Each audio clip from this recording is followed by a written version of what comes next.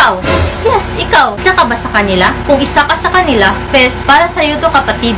Kapatid, di ka ba nahihiya sa tuwing tinatawag ka nilang walang hiya, makapalang mukha, malandi, pokpok, higad, makate, peste, salot, homewrecker, mistress, kirida. In short, kabit, isang salita na may 5 letra, ngunit nakakasira ng buong pamilya. K, kontrabida, panira ka ng moment. Saya-saya na nga nila, tapos dumating ka pa, umiksena ka pa talaga, kasi epal ka, ikaw pang nakasakit, ikaw pa yung may ganang magalit. Itong mga kabit, ang tatapang. Kung makadiman, akala mo sila yung number 1. Hoy, number 2 ka lang. Gising-gising din pag may time. A, assuming. Oo, assuming ka. Kasi, umaasa ka na ikaw ang pipiliin niya. B, bobo. Oo, bobo ka. Kasi, alam mo na ang mali, pinagpatuloy mo pa. Mali nga, di ba? Ay, ilusyonada. Kasi nag-i-illusion ka na may forever kayong dalawa. Hoy, walang forever. T, tanga. Oo, tanga ka. Kasi, alam mo na may asawa at anak na, pinatulan mo pa. Eh, anong tawag doon? Tanga, di ba? Kapatid,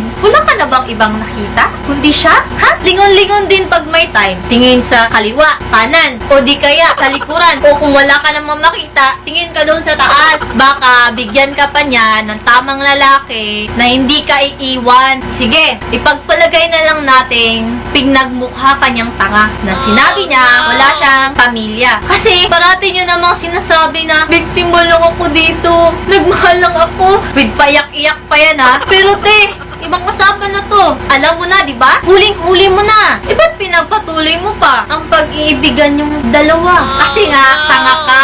Tapos, nasasaktan ka pag sinasabihan kang tanga. Kasi nga, tanga ka. Isa kang uri ng peste. Yung anay na unti-unting sumisira ng bahay. Kaya nga kayo tinatawag na salot eh. Kasi, panira kayo ng buhay ng may bahay. O, nasasaktan ka pag tinatawag kang tanga. Eh, totoo naman, di ba? Kasi, ang pagiging kabit, isa yung desisyon. Di yan aksidente lang. Ginusto mo yan. Kaya nga may utak eh. Utak. Gamitin din paminsan-minsan. Huwag yung puro puso.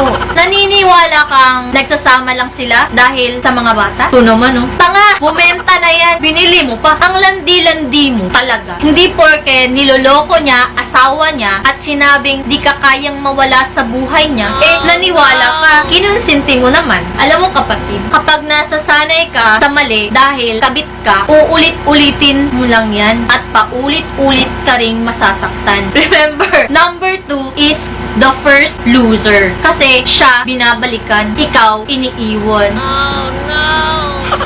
Kasi, if from the start pa lang, alam mo nang makakasakit ka at makakasira ng pamilya, huwag mo na ituloy. Pigilan mo! Pigilan mo sarili mo!